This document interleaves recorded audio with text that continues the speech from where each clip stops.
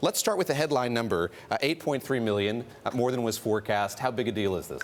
Yeah, this is a big deal for folks that are investing in hospitals and health insurers, and also politically for people that are trying to assess, is Obamacare something that's going to be sustainable? So it looks like a good number. It's better than last year. And what accounts for the uptick? I mean, it's early days, obviously, but, again, it's surprising. Why would it be so much higher? Yeah, I think one thing that the government's done a really put a lot of effort into is just telling people, look, there's this thing called the Affordable Care Act. You can go, you can sign up for health insurance, you can get subsidies.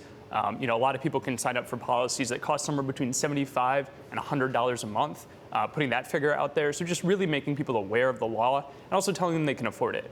How much has this enrollment landscape changed since last year? Are there states that have come in or out of the federal exchange program?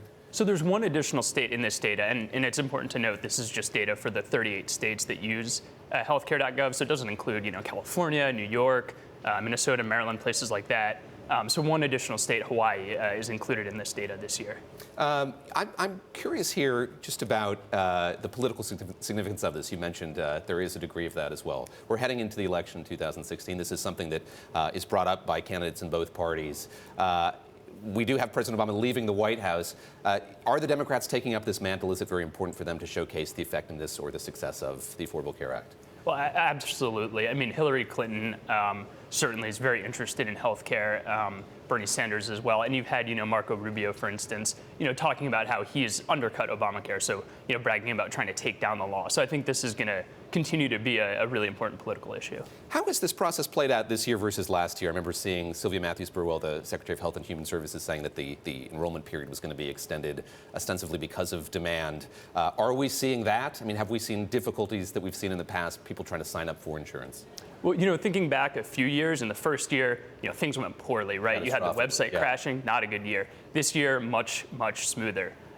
They did have to extend the deadline for 2 days. They said demand just overwhelmed the site. Essentially what that means, right, is they couldn't handle all the people that wanted to sign up.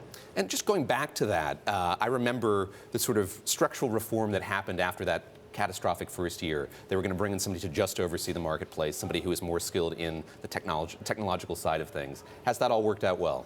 Yeah, they've made a lot of improvements to the website. They say they've upgraded the back end so that it can handle more people faster.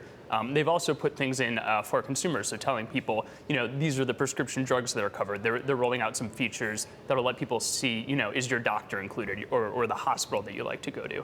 So really trying to make it more consumer friendly as well. Just lastly here in these last few seconds, 8.3 million, is that going to be the final number? Do you expect that's going to change here as we go ahead into 2016? More people are going to continue to sign up. People generally have until the end of January to enroll.